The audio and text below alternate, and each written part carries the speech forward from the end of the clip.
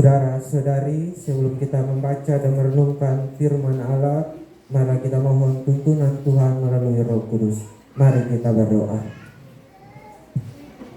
Ya Allah, ya Tuhan kami mengucap syukur untuk segala anugerah yang Tuhan nyatakan bagi kami hari ini. Ketika hari ini kami berkumpul di dalam ibadah serah terima dan pengutusan hamba-Mu, Ibu Pendeta Imelda Tuulima, Sarjana Teologi, kami rindu mendengar lawatan firman kebenaran-Mu. Namun kami sadar dengan benar ya Allah, bahwa kami adalah manusia yang terbatas adanya. Kami terbatas untuk mengerti dan memahami kebenaran firman-Mu. Oleh karena itu, kami mohon kepadamu ya Allah, curahkanlah kami kekuatan Roh Kudus-Mu, sehingga oleh pertolongan Roh Kudus-Mu kami boleh mampu mengerti dan memahami setiap kebenaran-Mu.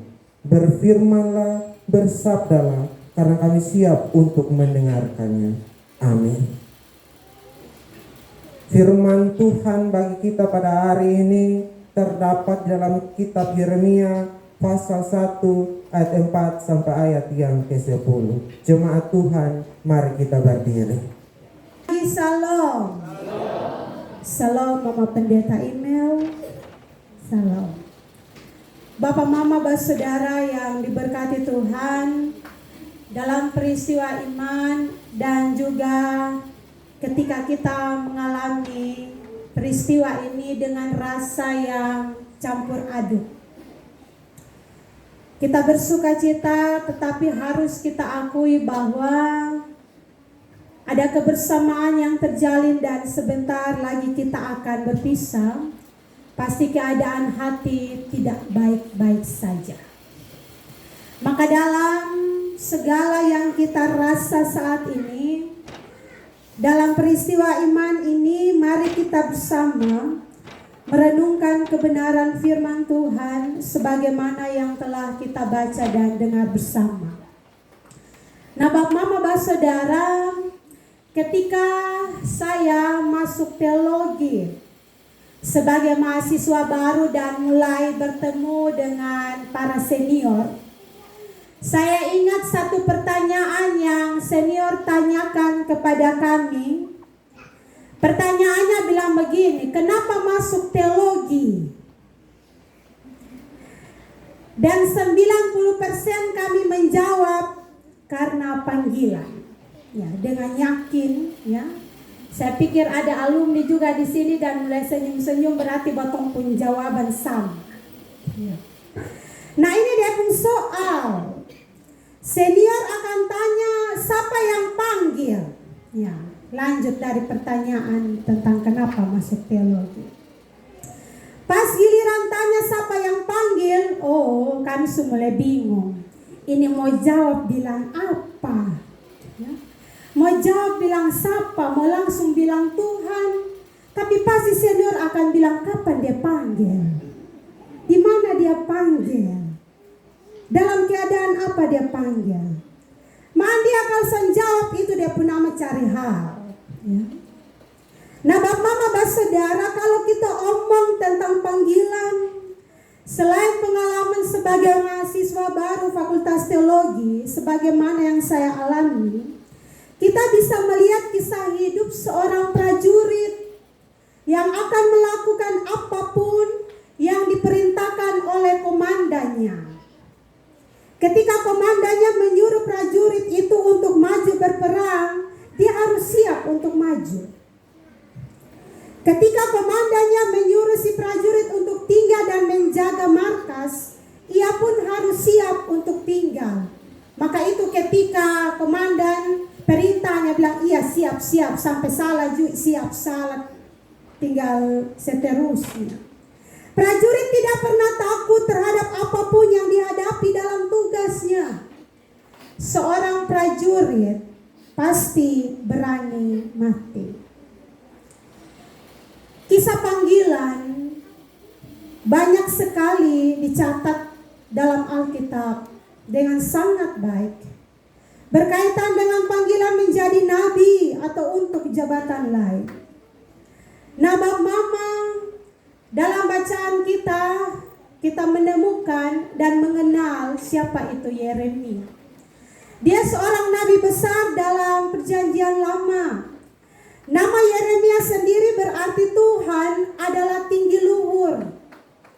Dan pelayanan Yeremia sebagai seorang nabi berlangsung kira-kira 40 tahun pada masa pemerintahan 5 orang raja Yehuda.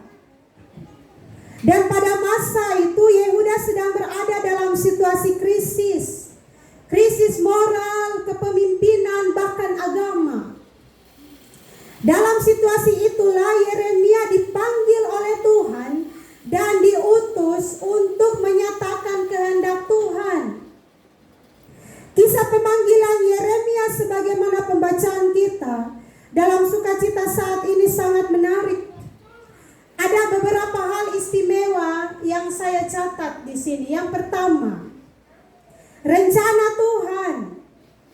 Tuhan yang memanggil Yeremia ternyata sudah mengenal, menguduskan dan menetapkan Yeremia untuk menjadi nabi sejak dia masih ada di dalam kandungan atau rahim ibunya.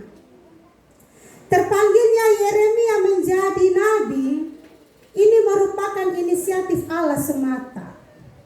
Dan hal yang kedua, respons Yeremia. Dalam panggilannya Yeremia sadar dia seorang yang masih muda, lalu tidak pandai bicara oleh karena pengalaman belum seberapa. Tapi Tuhan memang tidak memanggil orang yang sempurna dan merasa diri hebat. Tuhan memanggil juga orang bukan soal usia. Tuhan memanggil orang yang menyadari akan kekurangannya, tetapi yang berserah penuh pada kehendak Tuhan, yang bersedia untuk dibentuk oleh Tuhan, bersedia berjalan di dalam proses Tuhan dan diperlengkapi oleh Tuhan. Hal yang ketiga, tindakan Allah. Ketika Allah menyatakan panggilan dan Yeremia merespon, Allah tidak membiarkan Yeremia untuk bergumul dengan keadaan batin seorang diri, tetapi Allah meneguhkan Yeremia, jangan takut. Allah memberikan jaminan penyertaan, aku menyertai engkau. Allah mengulurkan tangan dan menjamah Yeremia. Allah memperlengkapi Yeremia sehingga meskipun masih muda, tapi dia dipakai oleh Tuhan dengan sangat luar biasa. Hal yang keempat, tugas Yeremia. Dari bacaan kita jelas kita menemukan tugas Yeremia. Mencabut, merobohkan, membinasakan, meruntuhkan, tetapi juga membangun dan menanam. Memang bukan tugas yang mudah, karena Yehuda sedang menghadapi ancaman dari bangsa-bangsa di sekitarnya. Namun bersama Tuhan, hamba yang setia pasti mampu menghadapi berbagai tantangan, apapun bagaikan kota dan benteng yang kokoh. Hari ini kita semua dipanggil oleh Tuhan untuk duduk bersama di sini, mengalami perjumpaan dengan Tuhan, mensyukuri akan pertolongan dan campur tangan Tuhan yang luar biasa, sehingga hambanya Pendeta Imelda Tulima STH dapat menerima dan menggumuli serta menghidupi panggilan dan tanggung jawab sebagai pendeta dan ketua Majelis Jemaat Sola Fide Boah sejak Tuhan mengutus dirinya melalui Majelis Sinode pada 7 Agustus 2019 sampai dengan hari ini 3 Mei 2024. Kurang lebih 4 tahun 8 bulan bersama dengan semua anak Tuhan di sini, laki-laki, perempuan, orang tua, anak-anak, sesama rekan sepelayanan dan jemaat, dalam susah dan senang, sehat sakit, gumul dan harap mengalami proses Tuhan, dan menyatakan panggilan Tuhan dalam seluruh karya pelayanan dan pekerjaan Tuhan. Dari kisah pemanggilan Yeremia yang kita baca dan dengar bersama saat ini, terhadap peristiwa iman yang kita alami bersama saat ini di sini, kita belajar hal yang pertama. Rencana Tuhan selalu indah. Amin kok Bapak Mama. Kita hidup sampai dengan hari ini. Hamba Tuhan Mama Pendeta Email sampai dengan hari ini adalah bagian dari rencana Tuhan. Dan tidak ada rencana Tuhan yang gagal dalam kehidupan kita. Ia mengenal setiap pribadi hambanya. Jemaat dapat terlibat dalam seluruh pelayanan dan pekerjaan Tuhan, mendukung dan menopang panggilan dan tanggung jawab seorang pendeta juga adalah bagian dari rencana Tuhan. Maka itu, dukung baik-baik, doa senantiasa bagi setiap pelayan kita. Kita bersyukur karena Allah melibatkan kita dalam rencana yang begitu luar biasa. Kita adalah Yeremia di masa kini. Jadi mari bersama kita renungkan rencana-rencana Tuhan dalam kehidupan kita. Hal yang kedua, jadilah diri sendiri. Bab mama bab saudara Tuhan panggil sang batong, dia tahu batong punya kelebihan, tapi batong juga ada pengkurang-kurang. Maka itu Tuhan tidak pernah meninggalkan kita. Tuhan mempertemukan setiap kita untuk saling melengkapi satu dengan yang lain.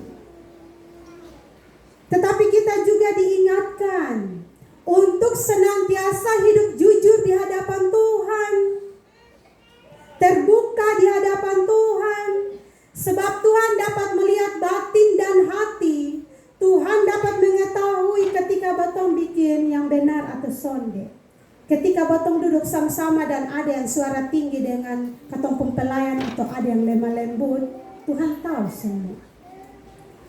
Maka berserahlah dalam tangan kasih Tuhan, maka segala perkara dapat kita tanggung karena Tuhan berikan kekuatan bagi kita. Hal yang ketiga, imani setiap tindakan Tuhan. Sebagaimana Tuhan memanggil dan meneguhkan Yeremia, memberikan jaminan penyertaan bagi Yeremia, dan Tuhan turut campur tangan dalam pelayanan karya Yeremia. Demikianlah hamba Tuhan, Pendeta Email, selalu mengingat panggilan Tuhan dan kuasa Tuhan yang menyertai dan yang memberikan kekuatan baginya. Tuhanlah yang menguatkan hati dan menjadikan hamba-hambanya menjadi prajurit yang setia. Hal yang keempat, setia sampai akhir. Sebagai seorang pelayan, kita hanyalah alat di tangan Tuhan. Tetapi sebagai alat kita mesti berfungsi dengan baik-baik.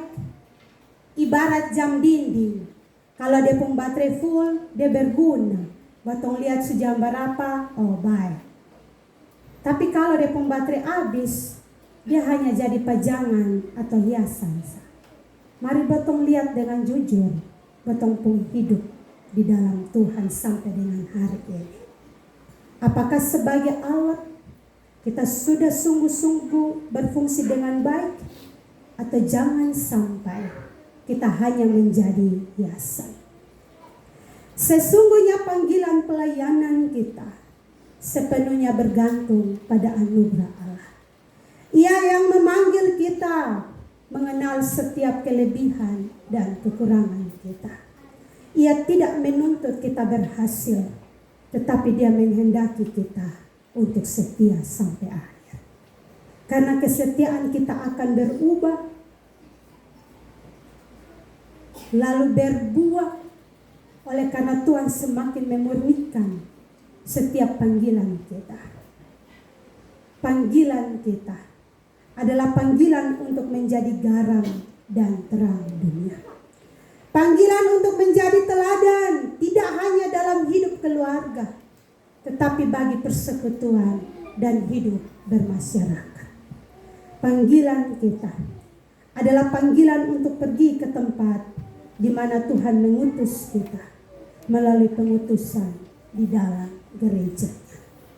Bukan soal di mana kita berada dan sebagai apa kita di situ, tetapi sebagaimana kita menjadi berarti dimanapun kita berada. Maka mari tunaikanlah setiap tugas pelayanan kita dengan setia. Biarlah hari ini di sini dari bibir mulut kita berucap Eben Heiser. Sampai di sini Tuhan menolong kita, Tuhan menolong hambanya, Pendeta Imelda Tu5 STH, dan akan terus menolong.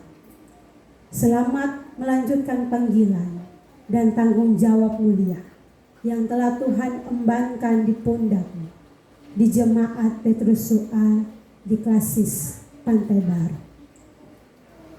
Selamat menjadi garam dan terang walaupun engkau akan ada dalam keadaan sehat dan sakit. Tuhan memberkati kita semua dengan firman-Nya. Amin.